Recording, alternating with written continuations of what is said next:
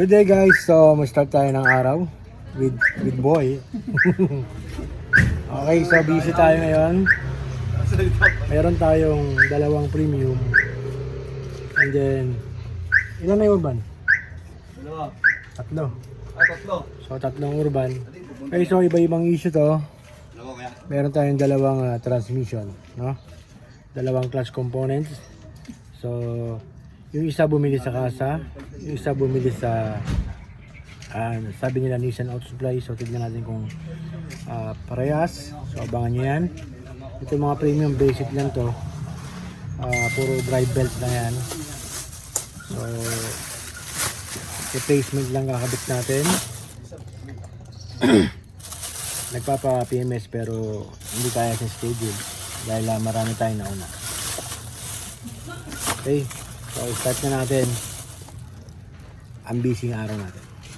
Okay, so dito ayan, so drive belt, pero tinanggal na may-ari yung cover dito dahil maaga pa siya rito, mga 5:30. Ayan, naglinis-linis siya, tinanggal yung cover para daw makita niya kung paano magagawin yung belt. Okay, so kabit na natin itong belt dahil natanggal ko na yan bago bumili, habang kinakalas ni boy yung transmission nun. Okay, so one down. So nakabit ko na yung belt, no?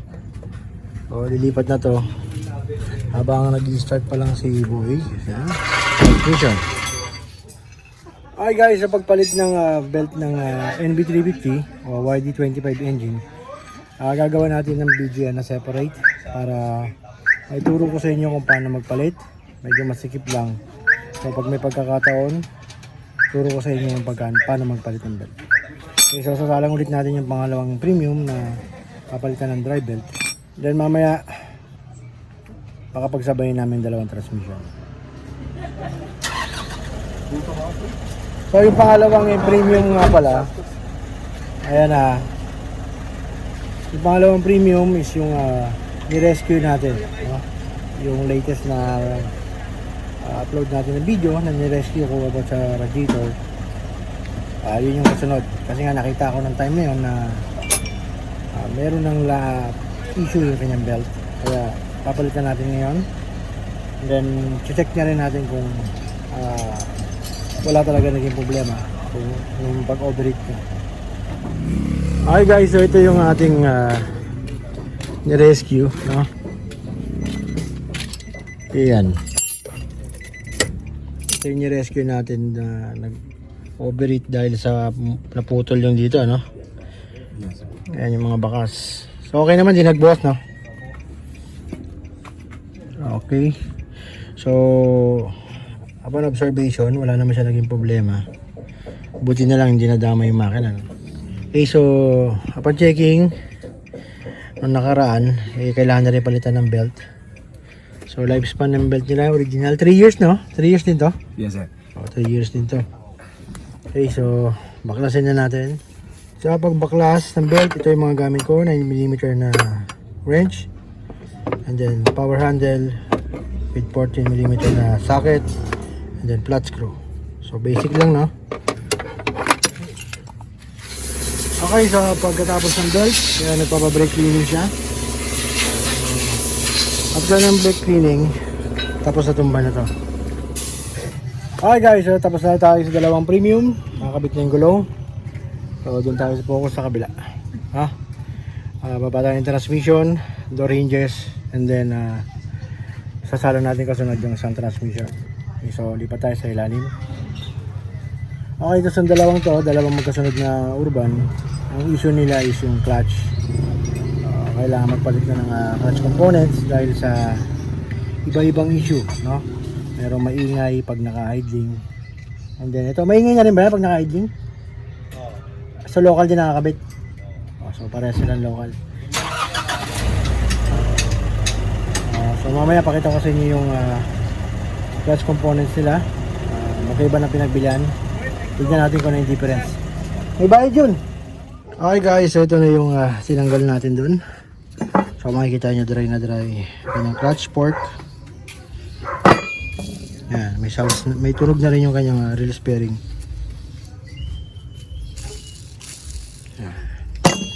Then yung lining, iyan, no? Manipis na. So original pa, ano model nun? 2009? 2009, so original pa yung clutch. Ngayon pala magpapalit. And then yung tama ng diaphragm, medyo malalim na rin. No?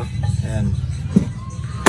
So 14 years pa na tinatagal yung original. depende sa gamit. Depende sa gamit. Okay. So papalitan natin lahat ngayon yan. Okay guys, so meron tayong ito galing sa Nissan mismo. Ito galing to sa authorized dealer daw or seller ng Nissan. Yan. So magkakaiba ng packaging, no? Ano lang yung stock. Engine support, so magpapalit din tayo ng engine support sa green.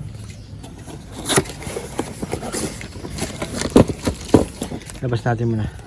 Okay, dito nyo makikita yung difference na sinasabi kong pag sa kasa kayo bumibili, no? So dito sa video natin wala tayong ganong tutorial, pero makakapulot kayo ng mga idea. Kaya ginagawa ko itong mga video na to. So hindi kami nagyayabang kung gaano namin katagal ginagawa yung mga sasakyan. Agayin yung transmission yan, and then next transmission ulit. So may mga oras yan. Ito naka-standby na yun dyan para lumamig konti yung makina para mababa namin transmission. Halika, Gerald!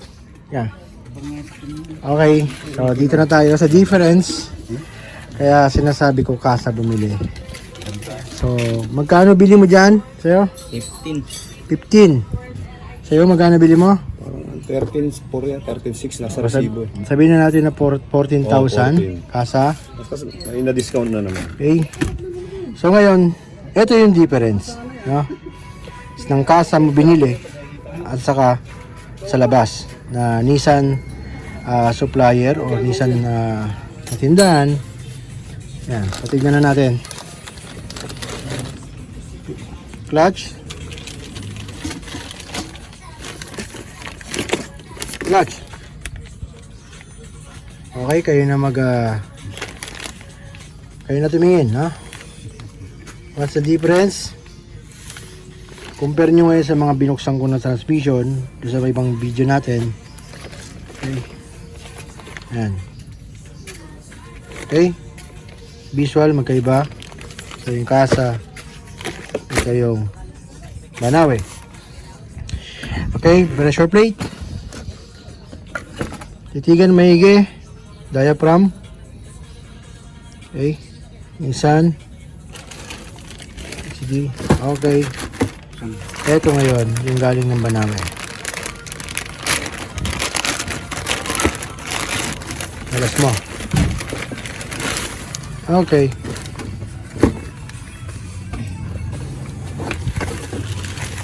Hey guys, kayo na mag-compare ng difference. Diaphragm, kasa, Banawe. Anong difference? Okay, comment nyo kung anong difference. Okay ba? So ganito yan. Pwedeng ito is old stock. So pang 2000 model. So ganito rin yung pressure plate, no? Pressure plate ng 2000 model, naka-encounter na ako. Ganito ang lumalabas. So Vallejo, kita nyo, Vallejo XCD, diba? Nakita nyo, okay ba? So dapat ang price nito, kung ito man pang 2,000, dapat mababa presyo nito. So nangyayari niyan, binibenta nila yan sa ngayong year, pero dapat ang price niyan iba. So ang nangyari, mas mura pa sa kasa, diba? Okay, so kakabit na natin to, and then next ito, tignan natin difference. Okay guys, natapos na tayo sa transmission nito. Dito na tayo, the ranges bushing. So ayan, so napalitan ko na yung right side. Okay, so swabe na yung sara ng pinto. Yan. So kung mapapansin nyo, nasira na yung kanyang goma. So may goma yan dito para hindi maingay, no? So wala na dahil tumatama na, no? Itong pinaka ibabaw nito, tumatama na dito. Kaya natudurog yung goma dyan. And then, pag inalog mo yung pinto, may alog. Ngayon wala na. Okay? Okay, so sa kabila na ako. Yan. So dito naman tayo habang pinapalitan ni Boy yung engine support. Okay, so ito yung bushing na kinakabit ko dyan. So saka sana ako nagpapabili, no? Ngayon, meron tayong vlog nyan. Gusto nyo makita kung paano ako pinapalitan. Then yung engine support, ito na yung tinanggal. Makikita nyo yung difference ng bago at saka luma. Ayan. So malayo na sa height. Original pa to. Ayan, may biyak na. Kaya nagpapalit, no? Yung vibration ng makina ma-vibrate. Okay, so tapusin na natin to para may salang yung kabila. Okay guys, so tapos na sana tayo sa isa, sa green. So nangyayari talaga to. Upon checking, pag ilalim ko kanina habang ginakabit yung engine support, may nakita akong leak sa may puwet ng compressor. So sabi ng may-ari, isabay na. Ito yung nangyari. Okay, so yan. Sa puwet ng compressor, nakita ko ng pagbabasa. So nagkaroon ng problema. Ayan, makita nyo doon, basang-basa. So yun.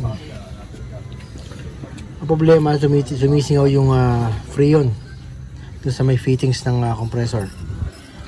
Ang problema is bagong gawa daw yan, bagong palit ng compressor, no? So tignan natin kung anong issue, baka sa o-ring lang. Okay guys, so nakita na natin yung problema. Ayan, so ito yung o-ring, tinanggal ko. Ito yung sa low side o sa suction. Ayan na. Okay, ito yung sa high side, sa discharge. Siyempre kung hindi mo alam ang issue nyan, hindi mo alam. Kaya kung nanonood ka dito, malalaman mo ang difference nyan. Ito ngayon yung bago na ilalagay ko sa discharge. Okay, it's the same, di ba? Ito yung may issue. Kaya sabi ko sa may-ari kanina, sa low side nagkaroon ng leak dahil ito talaga yung o-ring yan. Okay, so tignan nyo ulit kung anong difference itong dalawang to, kasi dito nagka-issue Okay, okay, so kakabit na natin ngayon yan. Kung napansin nyo yung difference, comment nyan. Kapit natin itong dalawa para quality na yan.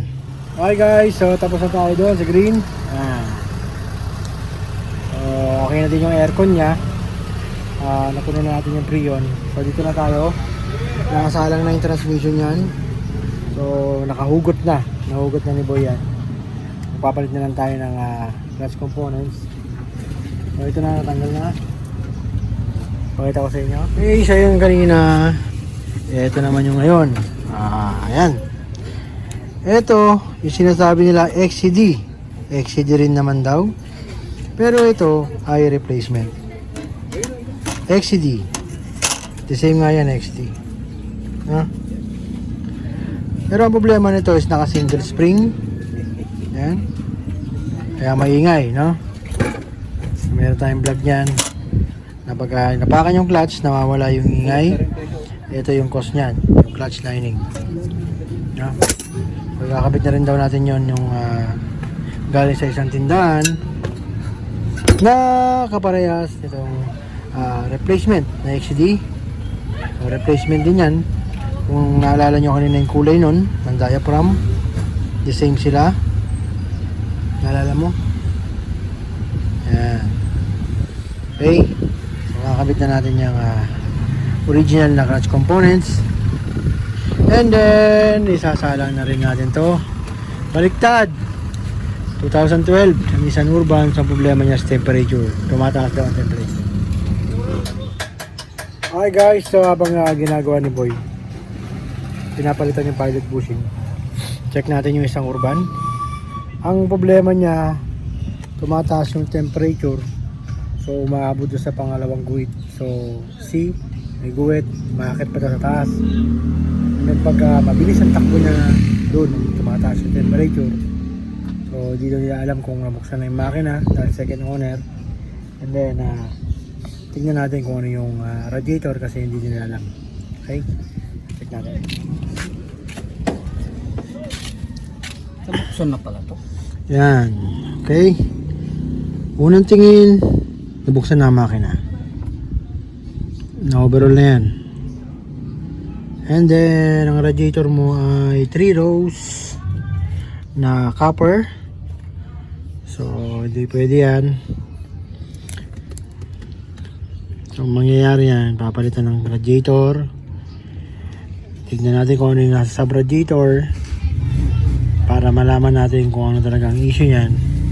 Kailangan mapalitan muna yung mga radiator na yan. So, matigas, maungol yan, maugong yan pag tumatakbo na mabilis. Oo. No? Oh, di ba? Yan yung tinatagong airplane mode na ginagawa ng mga... Kailan direkta o? Hindi, sobra sa silicone yan eh. Nakarekta. Sobrang dagdag ng silicone yan, kaya ganun ang ingay niyan. Ganun din sa... Di ba? O ganun din sa'yo. Dagdagan din ng silicone eh. Nabuksan na rin daw to. Okay. So, yan ang issue niyan. No? Yan ang sinasabi ko sa mga nagpapaliwanag pa na mayroon daw silicone. Dapat ang kanilang pan coupling. No? May silicone talaga dapat yan. Pero, wag na kayong maging mas marunong pa sa gumawa ng pan coupling dahil mas alam nila kung ano yung tamang dami niyan. So nilagay nyo nila kung ang tamang dami dyan, huwag nyo nang dagdagan. Kasi pag dinadagdagan nyo yan, ibig sabihin nag-i-improvise na kayo. Doon na ngayon yung umuungol yung makina nyo pag nakarekta. Okay, so yun ang mga findings natin doon. Tingnan natin kung mapapagawa nila. Okay guys, so tapos na tayo dito sa puti. So propeller na lang ginakabit dyan ni Boy. And then nag-change oil na rin tayo dahil sinabay niya na. And then ang susunod namin gagawin dyan is ito. Okay, so babalik sa dito ulit dahil yung unang punta niya engine mounting yung pinalitan natin dahil nakasubsob yung makina. Change oil. Ngayon ang ginawa natin is change oil and then clutch components. Ngayon ang problema naman niya dito is nakarekta yung pan. Ayan. So nakadirect yung fan. So magpapalit tayo ng water pump kasi assembly yan pag pinalitan. Okay. So yun ang next natin. Then tirayin na natin yung isa. Palit radiator. Okay guys, so yun na yung radiator. So nabaklas na namin yung radiator doon. Ayan, kaya papalitan natin kasi nakakabit sa kanya is copper. Ayan. Ito ang problema sa copper. No, sa tanso. Leak. Ayan. So may repair na dyan.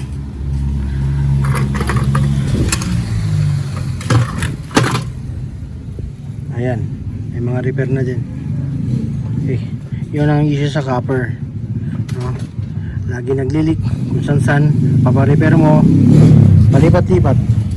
And then dito. So nakita natin. Lubog na yung drive belt nya. Ayan. So magpapalit na tayo ng drive belt. And then mapapansin nyo yung kanyang LEC. May mga tama. Dahil nagkaroon siya ng history ng pagkawarak ng shroud, no? So ang gagawin natin dyan ngayon, magpapalit tayo ng belt, radiator na main, and then yung sub pan nya gumagana siya pag nakabukas lang yung aircon, which is mali, no? Dahil separate dapat yan hindi nakasabay sa condenser fan. Okay, tirahin na natin yan para matapos na. Okay guys, so medyo napabilis tayo. Nakakabit na yung belt. So bago na yung drive belts. And then ito na yung radiator na kakabit natin. Ipapasok ko na rin yan. And then yan, wala na yung sub-radiator. Yung sub-radiator, dahil napalitan na nila, nililinis na lang namin. And then aayusin ko yung electrical niyan para quality. Okay guys, so tapos na tayo dito. Nakabit na lahat yan. No? So dito tayo sa kabila sa issue ng aircon. Ito ang problema niyan. Okay, so upon checking, so ang problema niya is yung kanyang fuse holder dito sa aircon is nagme-melt. Kaya naglo-lose contact, no? Nagme-melt itong fuse niya. Ayan. Melted ang fuse. So naamoy niya may amoy na nasusunog. So nagme-melt kasi yung fuse dahil loose contact na yan. So nawala yung aircon niya. Ngayon, isang possible cause kaya nagkaganyan yan dahil yung kanyang condenser fan ay hindi gumagana yung motor. So maaaring shorted yung motor kaya nag-melt. Ngayon gagawin natin, ayusin natin yung melt doon. And then papalitan ng condenser fan. Yung pinaka motor lang niya. Okay, so yan.